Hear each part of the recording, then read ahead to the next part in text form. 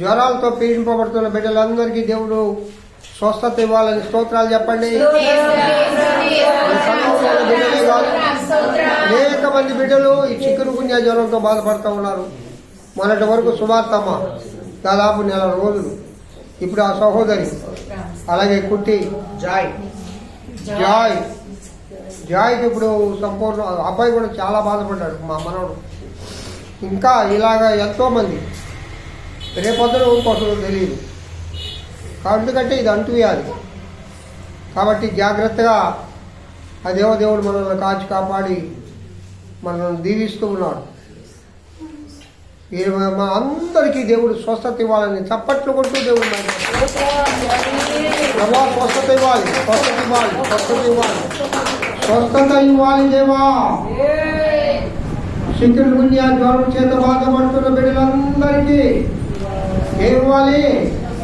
దేవుడు స్వస్థత ఇవ్వాలి. చెప్పండి, దేవుడు స్వస్థత ఇవ్వాలి, దేవుడు స్వస్థత ఇవ్వాలి. చెప్పండి, దేవుడు స్వస్థత ఇవ్వాలి.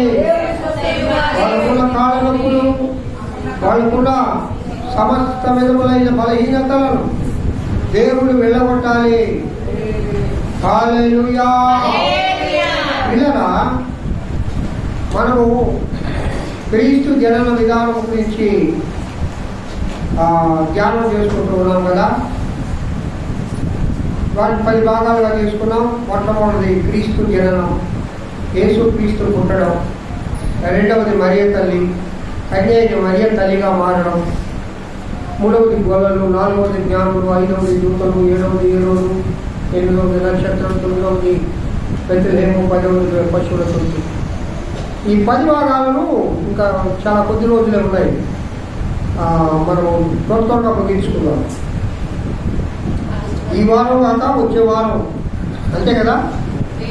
తర్వాత 3 రోజులు క్రిస్మస్, అంటే వారం రోజులే ఒక టైం క్రిస్మస్. కానీ సంఘ పెద్దలు ఎవరు పాపం రావాలని ప్రయత్నం చేసినా ఏందమ్మా ఇస్తా, టైం ఇస్తాను. లేట్గా వచ్చి స్పెషల్ సాంగ్ అయితే కుదరవమ్మా, కుదరవు, అయినా ఇస్తాను. పిల్లరా గమనం చేద్దాం. ఇక్కడ మనము గొల్లల గురించి ఈరోజు తెలుసుకున్నాం. వచ్చేయండి. ఇంకా మరియమ్మ గురించి చాలా రోజులు చెప్పచ్చు, కానీ గొల్లల దగ్గరికి వచ్చేద్దాం. 2వ అధ్యాయము 8వ వచనం చదవండమ్మా. ఆ దేశంలో కొందరు గొర్రెల కాపరులు పొలంలో ఉండి రాత్రి వేళ తమ మందను కాచుకొని ఉండగా ప్రభుదూత వారి యొద్దకు వచ్చి నిరీక్షణ. ప్రభు మహిమ వారి చుట్టూ ప్రకాశించినందున వారు మిక్కిలి భయపడిరి.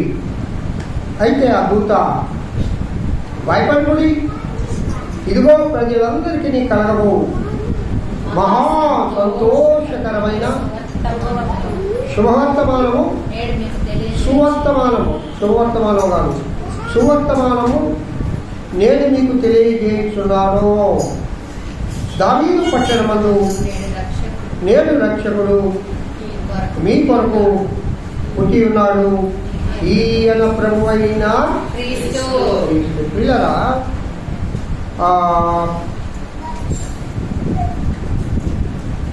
ఈ యొక్క 8వ వచనం నుండి 14వ వచనం వరకు మనం చదివినప్పుడు వారు ఇక్కడ గొల్లలు, గొర్రెల కాపరులు అనే మాటలు, గొల్లలనే మాటలేదు. ఏముందమ్మా? గొర్రెలు కాచేది గొల్లలే కాబట్టి గొల్లలు అంటాం మనం. గొర్రెల కాపరులు. ఇప్పుడు గొర్రెలు కాచేది గొల్లలే కాదు, వృత్తులు మారిపోయి. చెప్పులు కుట్టేది మారిపోలే కాదు. ఇప్పుడు పెద్ద పెద్ద రెడ్లు, పెద్ద పెద్ద కమ్మోళ్ళు చెప్పులు అక్కడ పెట్టుకొని మనం పోతే మన పాదాలకు చెప్పులు తొడుగుతాం. ఆ వృత్తులు మారిపోయినాయి. ఇప్పుడు ఏ దేంట్లో ఆదాయం ఉందంటే ఆ పని చేయడానికి అందరూ సిద్ధం. మరి ఇది వాళ్ళ పని కదా, వాళ్ళ బతకనీలే అనుకోరు. ఆదాయం వస్తే మనం పెడతారు. ఎప్పుడంటే ఆదాయం వచ్చే చాలు ఏ పని చేయడానికైనా చేద్దరే. హలో అలా తప్ప తర్వాత చూసుకొస్తున్నాడండి. ఆదాయం వస్తే సరే. గొర్రెల కాపరుల గురించి కొన్ని విషయాలు మనం ఇక్కడ ధ్యానం చేద్దాం. ఏమండి, ఆ దేశంలో ఎన్నో మందలు ఉన్నాయి. ఆ దేశంలో చాలామంది గొర్రెల కాపరులు ఉన్నారు. బాగా ఆలోచించండి. ఆ బెత్లెహేములో పూర్వకాలంలో యాకోబు కాలం నుంచి అబ్రహాము కాలం నుంచి ఇజ్రాయేలీలకు ముఖ్యంగా ఆస్తి ఏందమ్మా? మందలే. గొర్రెలు, మేకలు, పశువులు. ఈ వాళ్ళ ఆస్తి అది. రాయలమ్మ మన ఆస్తి ఏంది? మీ మా వాళ్ళ ఇంట్లో ఒకసారి పో, ఎన్ని ఎద్దులు, ఎన్ని ఆవులు కదా. మా అన్న వ్యవహారం ఎట్టుంది నీకేం తెలుసా? వచ్చి ఈ కంటిలో పడి అట్ట అయిపోయింది. మా అన్న శ్రీకాకుళంలో ఉన్నప్పుడు కొండల మీద ఎగిరిగిరితో ఉన్నాడు. అసలు వాళ్ళ ఇంటికి రైతులు పాల్గొచ్చి నిలబడేవాళ్ళు. అంటే మందలు, గొర్రెలు, పశువుల వల్ల వచ్చే ఆదాయం అంతా ఇచ్చాక ఇక్కడ ఒక మాట మనం గమనం చేయాలి ప్రియులారా. అనేక మంద కాపరులు రాత్రి వేళ గొర్రెలను పొలంలో కాపలా కాస్తా ఉన్నారు. ఈ గొర్రెల కాపరుల దగ్గరికి ఇందుకు దూత వెళ్ళింది. బాగా గమనం చేయండి, జాగ్రత్తగా వెళ్ళండి. ఏదైనా పరిశుద్ధాత్మ దేవుడు ప్రత్యేకమైన శైలిలో మనతో మాట్లాడాలని ఆశపడతా ఉన్నాడు. నువ్వు వింటే నీకు మేలు కలగదు. నువ్వు వింటే ఈ ఆత్మకు శాంతి కలగదు. నువ్వు వింటే దేవుడి కృపను పొందినదాను, దేవుడి కృపను పొందిన వాడు ఉంటావు. వినలేదనుకుంటే నీ ఇష్టం. బలవంతమే లేదు. బలవంతం చేసినా మీరెవరు చెవుల్లో శేషం పోసుకొని అయినా కూర్చుంటాం, కానీ దేవుడు మాటలు వినం అని వాడు క్రైస్తవులు ఎక్కువైపోయాడు. అన్నిలు బాగా ఇంటున్నాడు. అన్నిటికీ బాగా భయం వేసాయంటే తెలుసా మీకు? నేను ఇక్కడ కూర్చొని పాపం అవి నిజంగా అబ్బాయికి ఇప్పుడు లేడు, వాళ్ళ అమ్మని తీసుకొని ఊరికి వెళ్ళాడు. ఒక్కడే ఎంత కష్టపడి పైన డెకరేట్ చేశాడండి. ఒక్కడే ఎవరు లేరు. లాస్ట్లో బండి వచ్చాడు, కానీ బండి ఇంటి దగ్గర పని చేస్తున్నాడు. లడ్డు దొంగ రాడు కనిపిస్తున్నాడు. ఒక్కడే. నేను ఇక్కడే కూర్చొని చూస్తా ఉన్నా. నేను దాదాపు ఒక 2 గంటలు 3 గంటలు కూర్చుంటే ఈ దోమలు వచ్చిపోయే వాళ్ళందరిలో దాదాపు 10 మంది దాకా అక్కడ నిలబడి చెప్పులు వదిలి రైతులు కాదు నాకు తెలిసినోళ్ళు నమస్కారం పెట్టుకోవాలి.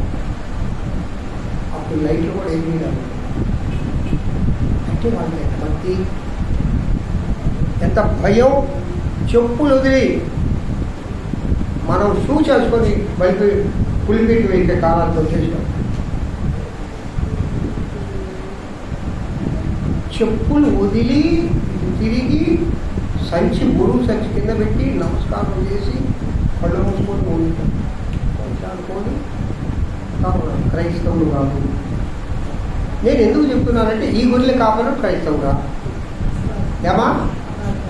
వీళ్ళు ఏమన్నా మెస్సియా పుడతాడు, మాకు వచ్చి ఆయన చెప్తాడు అని ఎప్పుడైనా ఎక్కడైనా వీళ్ళ వృత్తాంతం ఒకసారి నేను హిస్టరీలో చదివా.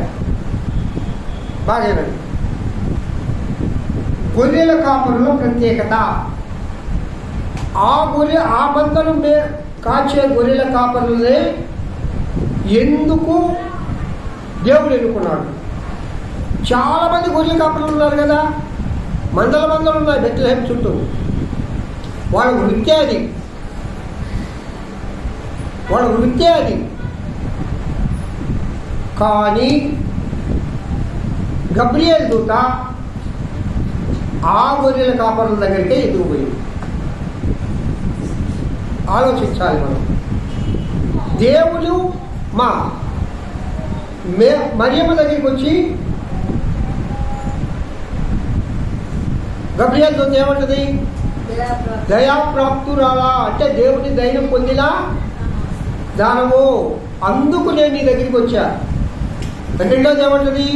నువ్వు దేవుని వల్ల కృప పొంది, ఆ క్వాలిఫికేషన్లు ఉన్నాయి కాబట్టి మరియమ్మ గర్భాన్ని దేవుడు ఎన్నుకున్నాడు. అల్లే చెప్పండి.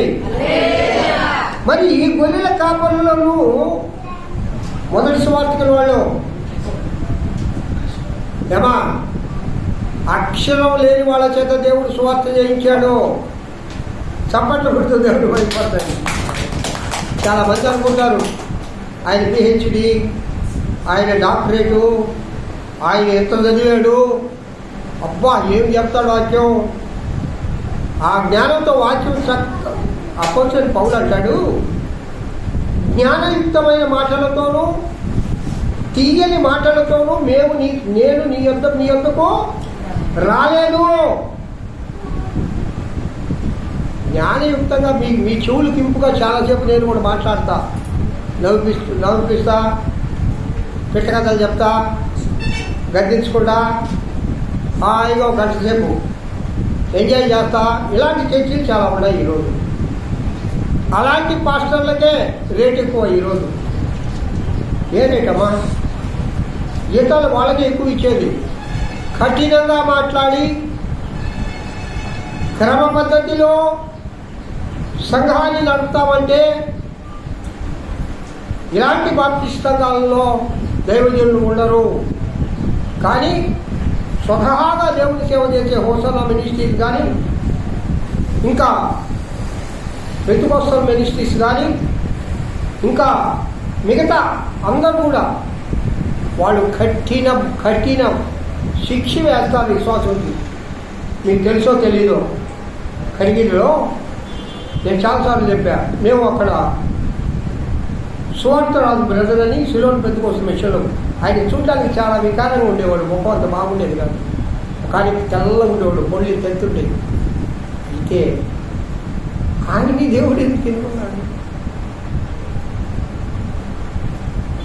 నాకు అప్పుడు రాజ్యం వచ్చింది, ఎందుకంటే మంచి ఆయన దొరకలా దేవుడికి. మీరు అనుకుంటారేమో ఆమె సమర్పించుకొని పోయింది అని. ఆమె సమర్పించుకోవడానికి దేవుడు కొనుక్కుంటేనే సమర్పించుకుంటుంది. సపరేట్ కొడుతూ దేవుడు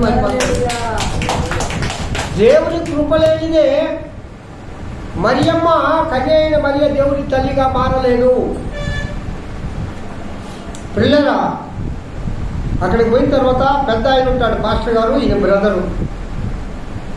వాళ్ళ సంఘంలో ఒక కుటుంబం 3 వారాలు చర్చికి రాలా. ఎన్ని వారాలు? పాస్టర్ గారు కనుక్కున్నాడు ముందుగానే ఆ పక్కింటి వాళ్ళని. వాళ్ళు ఏదైనా పనుండి రాలేదా, లేకపోతే ఎక్కడికైనా ఊరికి వెళ్ళారా, లేకపోతే వాళ్ళ ఇంట్లో ఎవరికైనా చికెన్ పుణ్యాలు జ్వరాలు ఏమైనా వచ్చినాయా, ఇప్పుడులాగా అప్పుడు జ్వరాలు ఏదో జ్వరం, ఏం పనుండి రాలేదంటే ఏమీ లేదంట. బంధువులు వచ్చారని వాళ్ళ బంధువులతో 3 వారాలు ఎంజాయ్ చేస్తారు, గుడికి రాలా. పిల్లలు అక్కడ దాదాపు 100 మంది అంతమంది విశ్వాసం ఉంటారు. పాస్టర్ గారు సీరియస్గా లేపి నిలబెట్టాడు. భార్య భర్త బిడ్డలని, పలాని కుటుంబమో లేదు, లాస్ట్కి వెళ్ళండి, ఒక ఏడ ఒక ఆడ ఆడ లాస్ట్కి వెళ్ళండి. ఎందుకు రాలా 3 వారాలు చర్చికి? ఏ బ్రదర్ చల్మే అన్నాడు. మా అమెరికా నుంచి మా బ్రదర్ వచ్చాడు.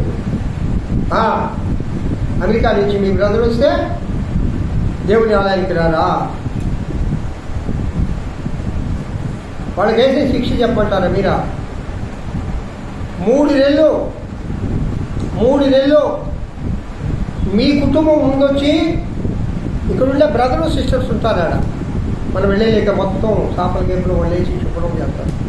బ్రదరు సిస్టర్స్ మీరు పనిచేయకండి, వాళ్ళు సమర్పించుకోవాలి దేవుడికి.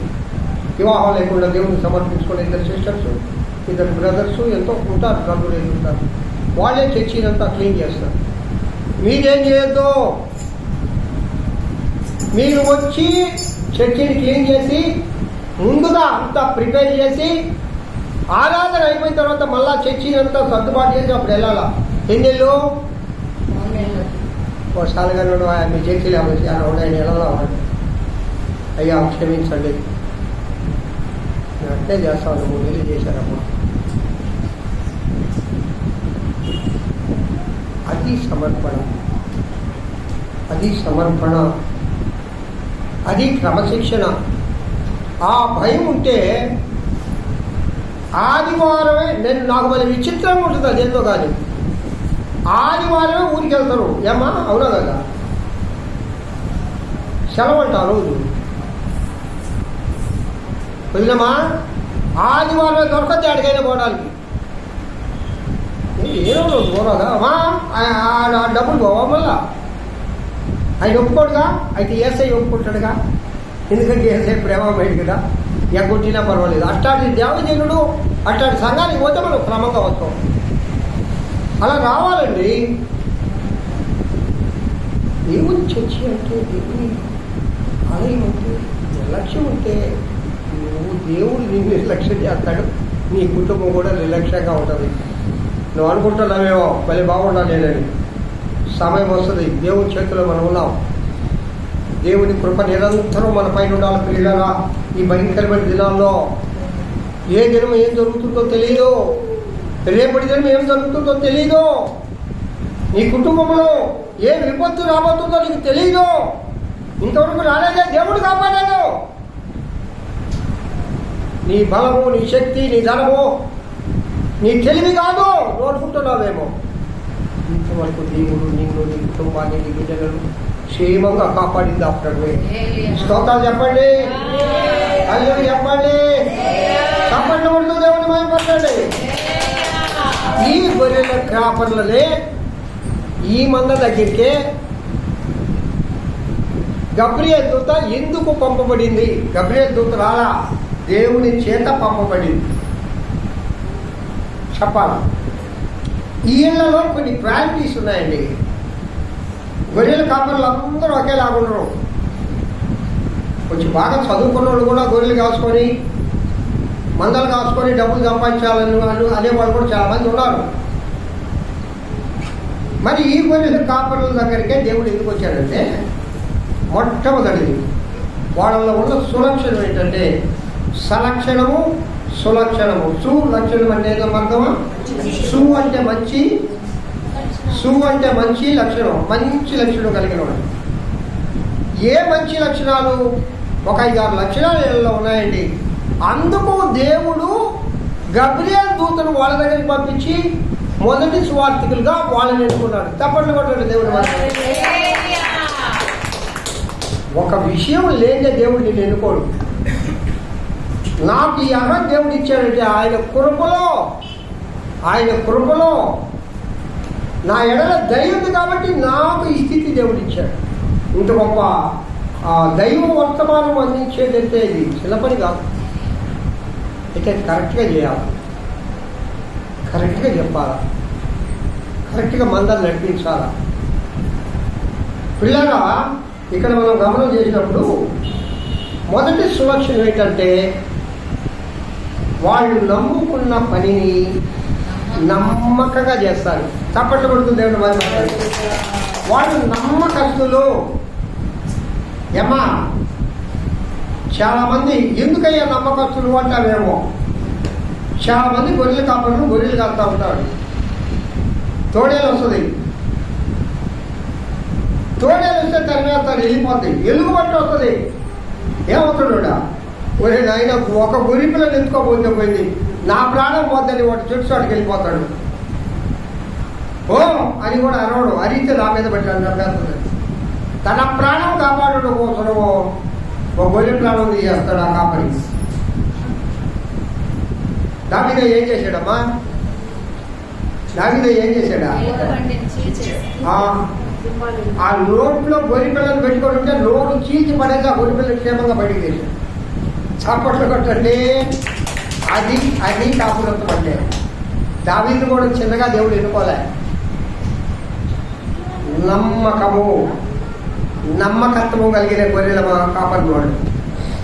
తమ గొర్రెల కోసమో తమ ప్రాణం పెట్టి ఆయన ఒక ఆయన ఉన్నాడు. నమ్మకమైన దేవుడు, మనకు నమ్మకస్తుడు. అంతకంటే నమ్మకమైన వాడు లోకంలో మరి ఎవరు లేరు. ఈయన ప్రభు అయిన క్రీస్తు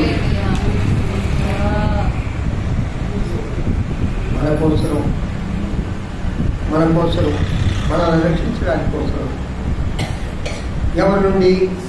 సాతాను చేతుల నుండి, శోధముల చేతుల నుండి, వ్యాధుల బారి నుండి, శాపము బారి నుండి, పాపము బారి నుండి, నరకము బారి నుండి ఆయన మనల్ని క్షేమకరమైన మార్గములో, పరలోక రాజ్యములో, నిత్య రాజ్యములో, సంతోషకరమైన రాజ్యములో నిన్ను చేర్చడానికి ఆయన నిందల పాలయ్యాడు, నిరాకారుగా మారాడు, రూపు లేనివాడుగా మారాడు.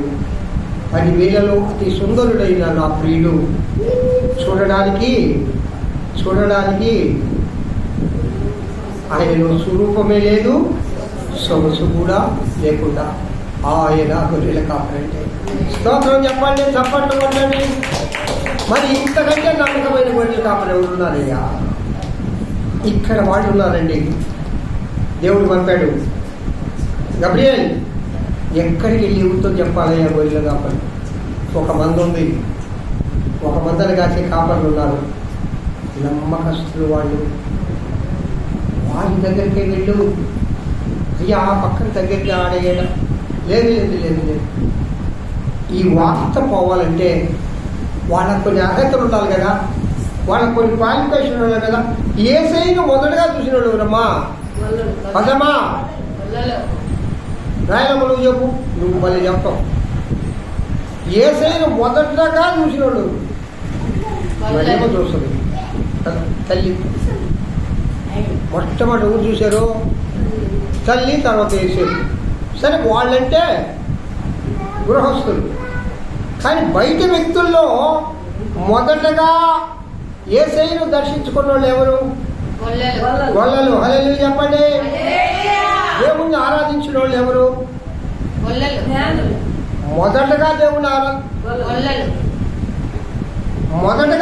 ఆరాధించిన వాళ్ళు గొల్లలు. మొదటగా దేవుని సువార్త చెప్పిన వాళ్ళు ఎవరు? గొల్లలు. చప్పట్లు కొడుతూ దేవుడు. ఈ మొదటి స్థానం గొల్లలకి ఇవ్వడానికి ఆ గొల్లల్లో ఉండే మొట్టమొదటి సులక్షణం నమ్మకత్వము. స్తోత్రం. ఈ 7 అంశాలు 7 వారాలు చెప్తే కానీ మనకి సంపూర్ణంగా అర్థం కాదు. ఒక పై చెప్పుకుంటా పోతే ఏది అర్థం కాదు, అన్నీ వ్యర్థంగా ఉంటాయి. సరే, ఆత్మదేవుడు ఎంతవరకు మనతో మాట్లాడతాడో అంతవరకు మాట్లాడాలి. ప్రియులారా, నమ్మకత్వం లేకుండా దేవుడు ఎవరిని కూడా ఎన్నుకోడండి. ఒక ఆయన ఆ పండ్లేమ్మా ఏ పండ్లు ఏరుకుంటా ఉన్నాడు. ఒక ఆయన లోపల పురుగులు మేడి పండ్లు ఏరుకుంటా ఉన్నాడు. ఒక ఆయన మేడి పండ్లు ఏరుకున్న ఆయన దేవుడు ఎన్నుకున్నాడు. ఎవరైనా ప్రవక్తమా?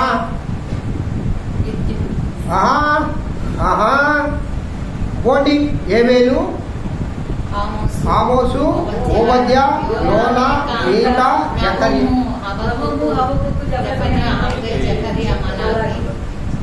వాళ్ళల్లో ముందుకు రండి కొంచెం.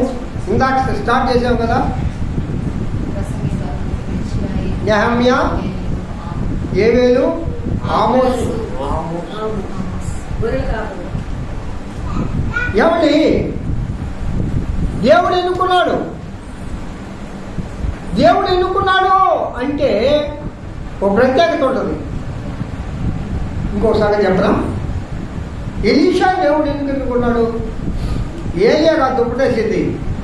దేవుడు చెప్తాడు పరిశుద్ధాత్ముడు, ఏలియా నీకు ఒక శిష్యుడు కావాలి. అదిగో అక్కడ ఒక ఆయన ఆసామి ఉన్నాడు, భూ ఆసామి, బాగా ధనం కలిగిన ఆయన. 7 అరకలంటే దాదాపు 7 ఎకరాలు 70 ఎకరాల పొలం కల ఆయన. ఆ 7 అరకల్లో ఏమా ఎన్ని అరకలు? 12 అరకలు. ఎంత ఆశ్చర్యపరుడు! అసలు పొలాన్ని కూడా అరకతో, వాళ్ళకున్న ఎద్దులు, వాళ్ళకున్న అరకలు వాళ్ళకున్న సామర్థ్యాన్ని బట్టి చెప్పేస్తారు. ఏమో నా కాడ మూడు ట్రాక్టర్లు ఉంటాయి, 3 ట్రాక్టర్లు అయితే నేను వ్యవసాయం చేయలేదంటే ఆయనకి ఎన్ని ఎకరాల పొలం ఉండాలా వ్యవసాయం చేయడానికే, అంతేగాని బాడుకు తోలుకోవడానికి కాదు. ఆ 3 ట్రాక్టర్లతో చేసిన నా వ్యవసాయం కావడం లేదబ్బా సకాలంలో పట్లే. ఎన్ని ఎకరాలు మరి 12 ఎకరాలు, అవును 12 ఎకరాలు కలిగిన ఆశయం ఆ దినాలంటే మరి దేవుడు ఆయన ఎందుకు అనుకున్నాడు చెప్పండి మీరు? కరెక్ట్ అయిన మాట ఎవరు చెప్తారు? పిలిచిన వెంటనే తనకున్న సమస్తాన్ని వదిలేసి ఆయన కంట సహజంగా రైతులకి ఎద్దులంటే మరి ప్రేమ. ఆవులు వాళ్ళు కాస్తారు చూడండి, వాళ్ళు కాస్తారే, వాళ్ళు పెంచుతారే, అవంటే బలి ప్రేమ. వాళ్ళు పిలిస్తే వచ్చేస్తాయి. నేను యూట్యూబ్లో చూసా, ఏ రామో అంటే ఒక కామ వాడి నుంచి దూడ పరిగేసుకుంటూ వస్తుంది. ఏ సోమో అంటే ఇటుపక్క ఒక దూడ పరిగెట్టుకుంటుంది. రే రాము నువ్వు బయటకు వెళ్ళిపో, ఏ చెప్తావు చేయమంటే బయటకు వెళ్ళిపో. రే సోము నువ్వు వచ్చి అక్కడ తిను, అక్కడి తిను తింటారు. అంటే అంత ప్రేమ, వాళ్ళ అంత ప్రేమగా చూసుకుంటారు. ఆయన గట్లా ఎలీషా గారికి ఎద్దులంటే బలేవి ఇష్టమంట ఆయనకి. ఆ 12 అరకుల ఎద్దులు ఆయనవి, మిగతా వాళ్ళు కూలి వాళ్ళు. సరే ఎలీషాను దేవుడు ఏలియా పిలిచినప్పుడు ఇక ఇంటి దాకా వెళ్ళి వస్తాం, పక్కకి వెళ్ళి 11 అరకలు చూసేవాళ్ళని చెప్పాడు. సరే ఈ 11 అరకలు 11 ఎడ్లు ఆ 11 ఎకరాల మీద వేసిపడు అని ఇంటికి ఈ నరక దొరకపోయి ఆ అరకనే కుంది పొయ్యిలో పెట్టి ఆ ఎద్దులను వధించి తల్లిదండ్రులు బంధువులు చుట్టుపక్కల వాళ్ళందరికీ విధులు చేసి ఈ ఎందులో ఇంతకాలం అంత మంచి ఎద్దులు ఇంటికంటే గొప్ప పని నా దేవుడు నాకు అప్పగించుకుంటున్నాడు. అల్లెలు చెప్పండి ఏమండి? ఒక దేవుడు పిలిచిన వెంటనే సమస్తాన్ని వదిలేసి, నిన్ను నన్ను పిలిస్తే మన దగ్గర ఏముంది? అట్లా సంచి తగిలించుకోకపోయినా 10 ఏళ్ళ కాడ బాగా బతకొచ్చు. ఏముంది? దేవుడు పిలిచాడు. అయ్యా బ్రదర్ ఎందుకు వచ్చారు సేవకని అడిగి నేను ఒక బ్రదర్ అల్లెలు చెప్పండి ఒకసారి. అయినా ఏమన్నా మంచి పని పాట చేసుకోవచ్చు కదా. నేనేం చదువుకోలేదయ్యా, 10వ క్లాస్ ఫెయిల్ అయ్యా, ఊరిస్తారు ఉద్యోగం. ఓల్డ్ పని ఉండే కదా. హోటల్ కాడికి పోయి ఓ హోటల్లో పనిచేసినా కూడా 10,000 ఇస్తారు నెల్లూరులో. నన్ను నెప్పిబట్ట వద్దులేయ్యా, యాడ్ చేస్తావాడు హోటల్లో పోయా. ఎందుకు వచ్చాను? దేవుడు పిలిచాడు. పాస్టర్ గారు ఎవరు పిలిచాడట? యాడి పిలిచాడయ్యా, ఎట్ట పిలిచాడు? ఆయన ఏదో కథలు చెప్పాడండి, అయ్యింది మనకెందుకు. కానీ నేను చెప్తున్నాను పిల్లరా, ఈ దినాల్లో దేవుడు పిలిచారని వచ్చేవాడు బతకడానికి, తినడానికి, ఉండడానికి. నమస్కారం పాస్టర్ గారంటే ఎవరైనా నమస్కారం పెడతారు, గౌరవం పొందడానికి. కానీ ఆ దినములో ఎలీషాను పిలిచినప్పుడు తనకున్న గౌరవాన్ని, తనకున్న ధనాన్ని, తనకున్న పొలాన్ని, తను అతిగా ఎక్కువగా ప్రేమించిన ఆ ఎడ్లను, తల్లిదండ్రులను, సమస్తాన్ని వదిలి దేవుడిని వెంబడించాడు. అల్లో చెప్పండి ఒకసారి. నమ్మకత్వం, లోబడే తత్వం. దేవుడు పిలిచిన వెంటనే, ఏమండి?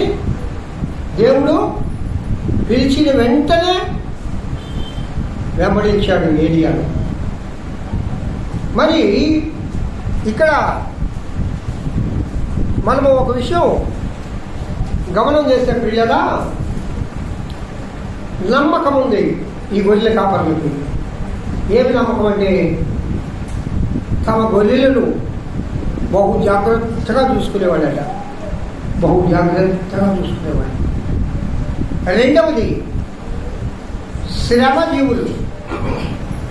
రెండవది ఏంటమ్మా? కష్టపడే వాళ్ళు దేవుడు ఎప్పుడైనా ప్రేమిస్తాడు, అది గుర్తుపెట్టుకోండి. సోమరే రే ఇలా అయినా సోమరే, ఇలా సోమరే ఎందుకు సేవలు ఎత్తకమంటాడు? కష్టపడకుండా మంచమో సెల్లు కడుపు కొంత కలిపితే చాలు కదయ్యా. మళ్ళీ ఏసీ వాతావరణం బాగుండాలా, సౌండ్ పోయకూడదు, సెల్ ఉండాలా, మంచి మంచి బెడ్, మంచి దిండు. దేవుడు కృపను పొందాలంటే కష్టపడాలి. నేనే కూలికి పోవాలే. నువ్వు ప్రస్తుతం ఏం చేస్తున్నావు? చదువుతున్నావు. కష్టపడి చదువు. నువ్వు చేసే పని నమ్మకంగా నువ్వు ఏదేం చేస్తున్నావు అది. అంతేగాని సోల్బేరిగా ఉండి శ్రమ నా సైడ్ చూడా నిద్రపోతుండా.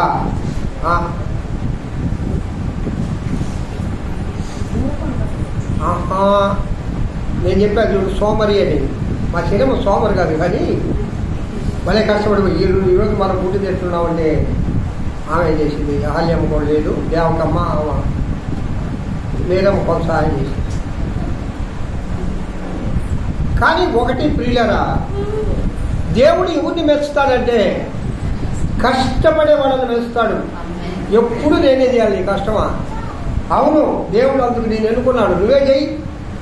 చప్పట్లు కొడుతూ దేవుడు స్తోత్రాలు చెప్పండి. దేవుడి గుళ్ళో ఎప్పుడు నేనేనా? నువ్వే. దేవుడు నీకు అంత పెద్ద స్థాయి ఇచ్చాడు. నీకు ఏమనుకోవాలా? దేవుని సంఘంలో పరిచయం చేయడం అంటే చిన్న పని. అది అందరికీ రాదు. చాలామంది చేయాలని చేయలేరు. ఆ వరం దేవుడు నీకు ఇచ్చాడు. అన్ని వరాలు, వరాల కంటే పరిచర్య వరం అనేది చాలా గొప్పది. అట్లా గర్వంగా ఫీల్ అయి చేసేవాళ్ళని దేవుడు ఆస్వాదిస్తాడు. కానీ చేస్తూ చదువుకుంటాడు. చూడు నాదేదో చేస్తూ ఉంటారు, చదువుకుంటారు. ఏమయ్యా నిద్ర వస్తుందండి?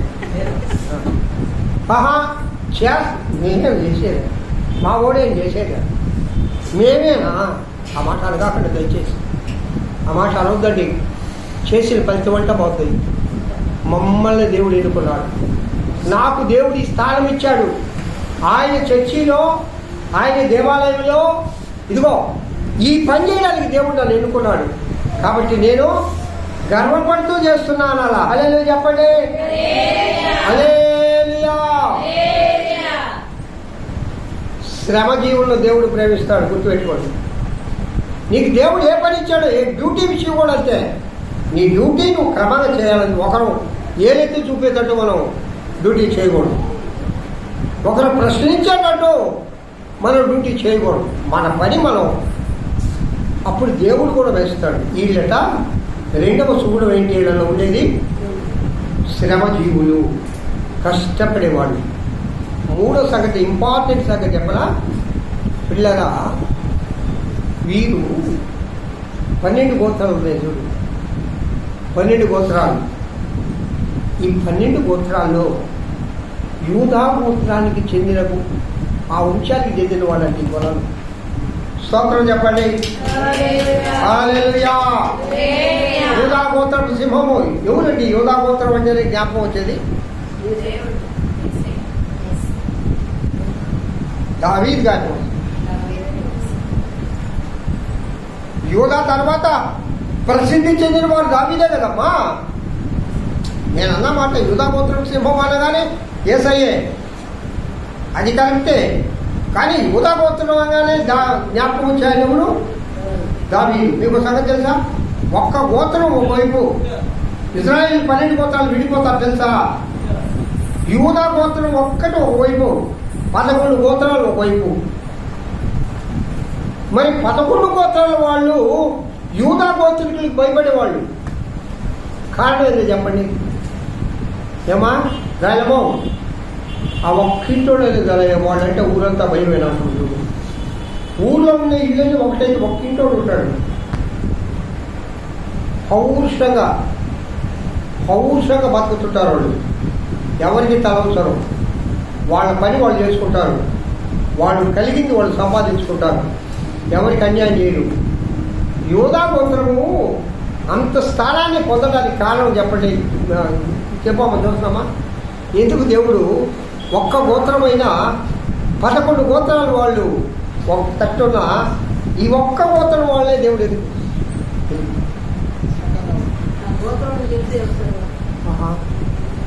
నిజమే, అది కూడా ఒక కారణం.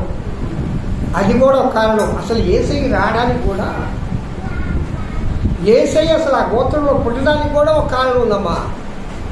మరియమ్మలో పుట్టడానికి కారణం ఏంటి? దేవుని దయ పొందింది, దేవుని కృప పొందింది.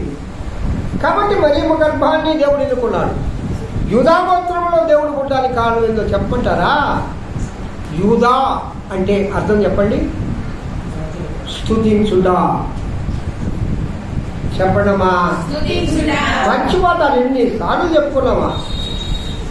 యూదా అంటే స్తుతించుడా, అంటే దేవుని స్తుతించే వారిని దేవుడు అత్యధికంగా ఆశీర్వదిస్తాడు. తప్పని దేవుడు అయిపోతాడు. హల్లెలూయా. దేవుని స్తుతించే వాళ్ళను దేవుడు అత్యంత 11 గోత్రాలు కూడా యూదా గోత్రాలు ఏం చేయలేకపోయాయి. ఆ గోత్రంలో సింహం పడిపోతుంది. ఆ గోత్రం ఎవరిది? ఆ గోత్రం పరిస్థితి ఏంటి? ఆ గోత్రం కథాకమిష్ ఏంటి? ఆ యూదా అని ఆయన ఎల్ల వేళలా దేవుని స్తుతిస్తూ, దేవుని ఆరాధిస్తూ ఆ వంశాన్ని డెవలప్ చేశాడు. అదే స్తుతి వచ్చింది దావీదయ్యకు. హల్లెలూయా చెప్పండి. హల్లెలూయా. దావీదు స్తుతించినట్లుగా, దావీదు కీర్తించినట్లుగా, దావీదు దేవుని పాటలు పాడినట్లుగా ఎవ్వరూ దేవుని స్తుతించలా, ఆరాధించలా. అసలు దావీదయ్య ఆరాధనే ప్రత్యేకం. రాయలమ్మా, ఒక చిన్న మాట అడగతా. మీరు ఎవరూ లేరేడా, నేను ఒక్కడే ఉంటా. ఈ వారం రాలా ఎవరు గుడికి. నేను ఒక్కడే ఎన్ని పాటలు పాడగలను? ఒక్కొక్కసారి నిన్ను మీ దగ్గర ఇసుకోరు కూడా ఉంటా. 5 పాటలు నేను ఒక్కడే పాడినా ఈ వారం. ఎవరు రాలా అని కోపడ్డది వారాలు కూడా ఉన్నాయి. నేను ఒక్కడే ఎంత పాడగలను? నువ్వు సంతోషంగా దేవుడు నాకు చెప్పగలనా? నువ్వు సంతోషంగా దేవుని సన్నిధిలో గడపగలనా? కానీ దావీదయ్య గడిపాడు. అల్లు చెప్పండి ఒకసారి. అల్లు ఒంటరిగా ఏమండి, ఆ అనుభవే చాలా గొప్పదండి. ఒంటరిగా ఉన్నాడు, ఎవరూ లేరు, బాలుడు.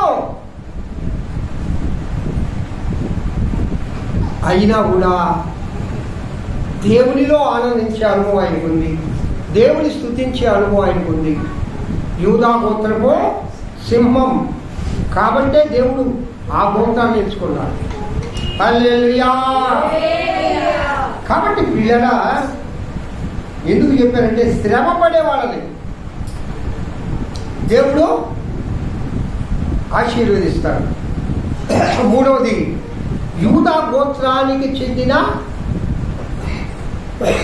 గొల్లల టైపు ఎవరో ఆ గొర్రెల కాపర్లు. అందుకే వాళ్ళ దగ్గరికి పొమ్మన్నాడు గబ్రియల్ దూతని. గబ్రియల్ దూతను అక్కడికే పొమ్మన్నాడు. గబ్రియల్ దూత ఆ ముగ్గు దగ్గరికి చుట్టుపక్కల చాలా మంది పడుకున్నారు. చుట్టుపక్కల చాలా మంది గొల్లలు ఉన్నారు. ఏంటంటే మీకు ఒకసారి చెప్పను, దొంగల భయం ఎక్కువ కదా. ఆ రోజుల్లో కరెంట్ కూడా లేదు. గొర్రెల మందలు దొరుకుని పోయేవాళ్ళు, దూరం ఉండేవాళ్ళు కాదు. ఏమా అవునా కాదా? దూరం ఉండేవాళ్ళు కాదు. ఎందుకంటే మాకు మేకలు అనుభవం నాకుంది. మేకలు తోలుకోపోయినా కూడా అడవికి 2-3 గుంపులను కలిపి తోలుకోపోతాం. 4 పక్కన ఉంటాం. ఆ రోజుల్లో నక్కలు ఎక్కువ. మా చిన్నప్పుడు కరెంటు కూడా ఉండేది కాదు. రెండోది, ఆ మేకల్ని శాలలో కట్టేసేటప్పుడు దొడ్లు దగ్గరగా కట్టేసేవాళ్ళు. ఆ చుట్టూ కాపలా పడుకునేటప్పుడు 5-6 పడుకునేవాడు, చుట్టూ ఒక్కడిగా ఉండేవాడు కాదు.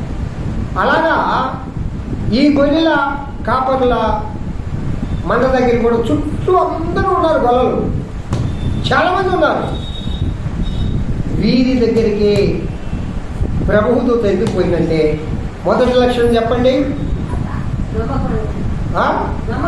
నమ్మకమైన వాళ్ళు. తనకు ఒప్పుకున్న పనిని, తను చేస్తున్న పనిని నమ్మకంగా చేస్తారు. రెండవది శ్రమజీవులు. మూడవది యూదా గోత్రములకు చెందిన వారు. పిల్లరా ప్రభు దూత అక్కడికి రాగానే అక్కడ ఏం రాయబడిందంటే వాళ్ళు ఎప్పుడు భయపడ్డారమ్మా? దేవుని మహిమ అమ్మ ప్రభువు మహిమ వారి చుట్టూ ప్రకాశించినందున వారు మిక్కిలి భయపడిరి. స్తోత్రం, హల్లెలూయా. ప్రభువు మహిమ అంటే అక్కడికి యేసయ్య కూడా వచ్చాడు, అక్కడికి దేవుని దూత కూడా వచ్చాడు, అక్కడికి దేవుడు కూడా వచ్చాడు. అక్కడికి ఎవరు మహిమ? బాగా వినండి, గబ్రియల్ దూత ఒకటే రాలా.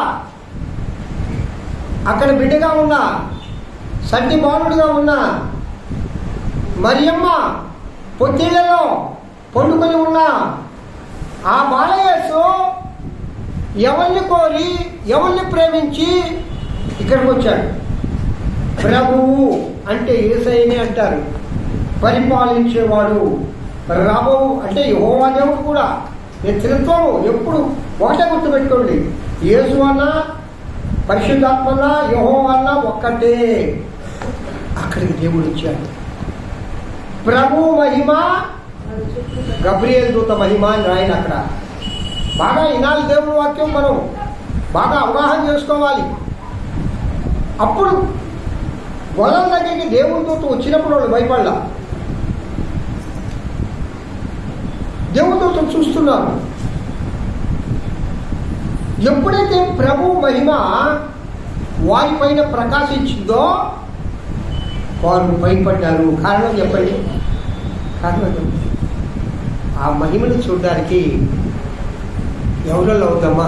అల్లే చెప్పండి, చప్పట్లు స్తోత్రాలు చెప్పండి. ఆ మహిమ వేయి సూర్యకాంతులంతా కాంతుల కంటే అధికమైన మహిమ కలిగిన దేవుడు మన ప్రభు. హల్లెలూయా. ఒక్క సూర్యుడే చూడలేము మనం, వేయి సూర్యకాంతులు అంతకంటే మహిమగా. ఆ మహిమను చూసి వాళ్ళు భయపడిపోయారు. పిల్లలు మళ్ళీ యాక్షన్ చేస్తారా? క్రీస్తు పుట్టుకు నాటికలా మళ్ళీ నేను చిన్నప్పుడు గొల్లవాడు చేసేవాడు, సన్నంగా ఉండేవాడు కదా. ఒకసారి అట్లా వేస్తా ఉన్నా పంచి ఊడిపోయింది నాకు. ఎందుకంటే నడుము ఉంటే కదా సన్నంగా ఉండవు. అంటే పిల్లలు భలే భలే వేస్తారు, భలే. అసలు గొల్లలేనివాడి చిన్న పని కాదు, అసలు నవ్వు అంతా గొల్లలదే కదా. వాడు నవ్విపించినట్లు మేము నవ్విపించినట్లు ఎవరు నవ్వించేవాడు కాదు. నేను యోహాను, అసలు యోహాను మాట్లాడి భలే నవ్వుగా ఉంటాయి. మేము అంత చక్కగా వేసేవాళ్ళం చిన్నప్పుడు. కాబట్టి గొల్లలు దేవుని మహిమ, దేవుని ప్రకాశం వారి పైన ప్రకాశించినప్పుడు దేవుని మహిమ వాళ్ళు భయపడ్డారు. ప్రభువుకు భయపడే స్వభావం ఉన్నవాడన్నా ఉంది. చప్పట్లు కొడుతుంది దేవుని భయపడ్డారు. చాలామంది దెయ్యము అనేది మా చేత బతికించింది. ఆ రోజు బైబిల్లో మాట్లేదు ఉందా? మనం ఏదో జ్ఞానాన్ని ఉపయోగిస్తాం, చాలా తప్పది. నేను కూడా అన్నా, ఓ ఎమ్మ దెయ్యమవుతుందో అని నచ్చిన ఆ రోజుల్లో. సరేలేండి, తప్పని అన్నాను నేను కానీ ఏదో కాలక్షేపం. ఆ దినాల్లో మహానుభావులు దేవుడు సువార్త కాటేవాడు. ఏమీ కాకుండా మైండ్ నడిచిపోయి చెప్పులు కూడా ఉండేవి కదా మా పాస్టర్ చెప్పులు. అమ్మ నీరు దాన్ని పంచి పెట్టుకొని చినిగిపోయి సొక్కాలు వేసుకొని చెప్పులు కూడా ఉండేవి, సైకిల్ కూడా మైళ్ళు నడిచి వచ్చి దేవుడు సువార్త చేశారు మా పాస్టర్. అది సేవ. ఈరోజు అయ్యా నువ్వు మాకు దైవజనుడికి వస్తావా? వస్తా. ఫస్ట్ ఆఫ్ ఆల్ జీతం ఎన్నో ఒక 50,000 ఇస్తాం. Very good. ఎన్ని ఇళ్ళు ఉంటాయా? ఒక 100 ఇళ్ళు ఉంటాయి కాదు. నేను ఎందుకు చెప్పండి,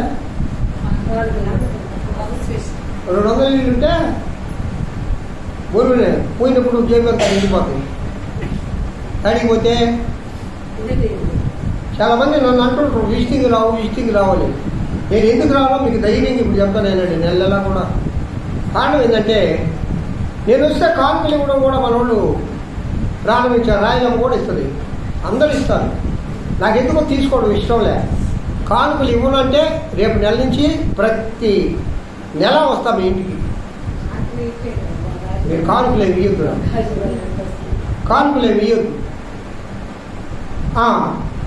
200 ఇల్లు ఉంటాయి, ఉంటే 150 అట్లా. సరేలే, సరే నాకు ఇల్లు ఉందా? ఉంది. ఏసీ ఉందా? ఉంది. నాకు కారు ఉంది. పెట్రోల్ వస్తావయ్యా. ఒక ఆయన నాకు బైక్ లేదు, బైక్ తీయిస్తే నేను వస్తా. ఈ డిమాండ్ ఈ రోజు తెలిసి ఒకరిది. ఆ దినాల్లో ఖాళీ నడకన కంచి అని పాస్టర్ దిన తిప్ప నుంచి పాప ఆయన ఎట్టాటి మంచి కట్టుకుంటున్నాడు. తిప్ప నుంచి అమ్మా ఎట్టాటి ఎండను కాళ్ళకి చెప్పులు కూడా లేవు. ఆ చెప్పులు ఉంటే రబ్బర్ చెప్పులు, ఆ మిడుగు కాళ్ళే మొత్తం అరిగిపోయి సగం ఇట్లా కోసుకొని పోలేదు. ఆ చెప్పులు చూసేది మాకుంటే కదా చెప్పులు. నాకు 10 దాకా చెప్పులు లేవు. అల్లే చెప్పండి ఒకసారి. వాడికి ఎన్ని వస్తాను చెప్పులు ఉన్నాయి? 10వ క్లాస్ దాకా చెప్పులు లేవు బాబా. అంటే పిల్లల అంత దీన పరిస్థితుల్లో దైవజనులు దేవుడి సేవ చేశారు. ఎందుకు చెప్పంటే వాళ్ళు చెప్పడం తప్పులేదు, దేవుని చెప్పడంలో తప్పులేదు. అల్లే చెప్పండి తప్పట్లేదు. దేవుడు ఆ జనం వాళ్ళకి ఇచ్చిన జ్ఞానం అని. ప్రభువు మహిమ వారి పైన ప్రకాశించినందున వాళ్ళు భయపడేది. అంటే దేవునికి భయపడే స్వభావం వీడికి ఉంది. స్తోత్రం చెప్పండి ఒకసారి. 4 గుణాలు చెప్పుకున్నాం, అవునా కదా? ఏంటి చెప్పండి?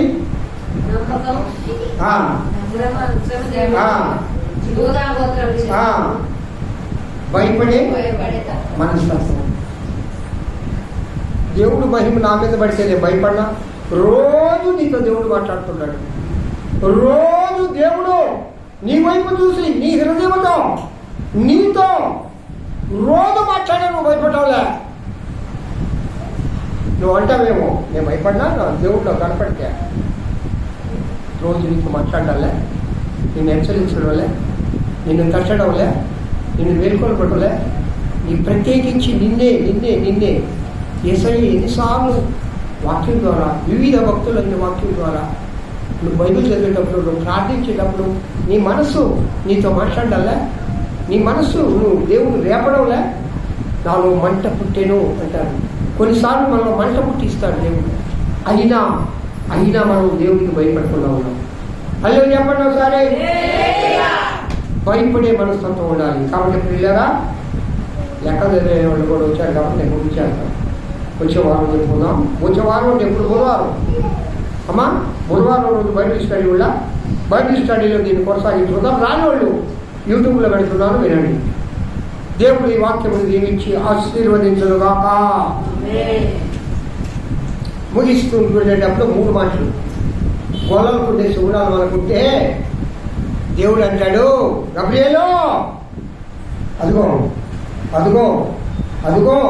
నా కుమార్తె, అదుగో నా కుమారుడు, అదుగో నా కుటుంబం, అదుగో నా బిడ్డలు అక్కడ ఉన్నారు, వారి యొద్దకు వెళ్ళు అని దేవదూతలను నీ గృహం దగ్గరికి దేవుడు పంపించడు కాక.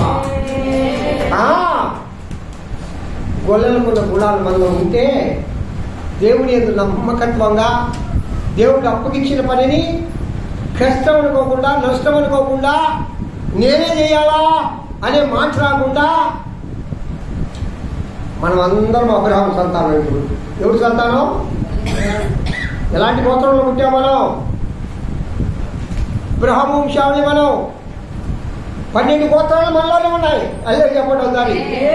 ఎవరు 12 గోత్రాలు ఎవరి నుంచి వచ్చినాయి? అబ్రహాము నుంచి వచ్చినాయి. మరి నువ్వు అబ్రహాము సంతానం అయితే నువ్వు 12 గోత్రాలు కూడా మనలోనే ఉన్నాయి. వాళ్ళలో యూదా గోత్రంలో కూడా ఉంది. కానీ ఉందా నీ దగ్గర యూదా గోత్రం? ఎప్పుడన్నా స్తుతిస్తావా? అమ్మ స్తోత్రాలు ఎప్పుడంటే స్తోత్రం స్తోత్రం స్తోత్రం. ఇంకా వాళ్ళకి 3 సార్లు అంటుందా పాపం అమ్మ 4వ సార్లు అంటారు. నోరు రాదు. నోరారా దేవుని స్తుతించాలి. నువ్వు యూదా గోత్రం అయితే 12 గోత్రాలు, ఒక్కొక్క గోత్రానికి ఒక్కొక్క ప్రత్యేకత ఉందండి. ప్రభు చిత్రమైన బైబిల్ స్టడీలో చెప్పుకుందాం. ఒక్కొక్క గోత్రానికి ఒక్కొక్క ప్రత్యేకత ఉంది. పిల్లరా, అక్కడ ఉన్న మంద కాపర్ల దగ్గరికి వెళ్ళి చెప్పినట్టుగా దేవుని దూతలు దేవుడు నీ ఇంటికి పంపాలంటే, నీకు కాపుదలుగా పంపాలంటే, నీ బిడ్డలను దేవుడు కాచి కాపాడాలంటే, నీ బిడ్డల రాకపోకల్లో, మీ రాకపోకల్లో ఆయన మిమ్మల్ని మీకు తోడుగా ఉండాలంటే, గొల్లలు కలిగిన గుణాలు, సుగుణాలు, మొదటి నమ్మకత్వము, రెండు ఇచ్చిన పనిని నమ్మకంగా చేయాలా, రెండోది కష్టపడే మనస్తత్వము, మూడవది యోధా స్తుతించడం, గోత్రం పక్కన పెట్టండి, స్తుతించడం, ఆరాధించడం, నాలుగవది దేవుని మాటకు భయపడడం. ఈ గుణాలు ఉంటే గబ్రియలు తన ఇంటికి వచ్చునుగాక. హల్లెలూయా. దేవుని ప్రసన్నత నీపై ప్రకాశించుగాక. దేవుని ముఖ దర్శనమును చేయుగాక. ఆయన పరిశుద్ధాత్మ శక్తి నిన్ను ఆవరించునుగాక. దేవుడి వాక్యం దీనికి ఆశీర్వదించుగాక. స్తోత్రం. ప్రార్థన చేయండి. మా జ్యోత్స్నమ్మను ప్రార్థన చేయండి. ఇందాక పాటలో కానీ ప్రార్థన చేయండి.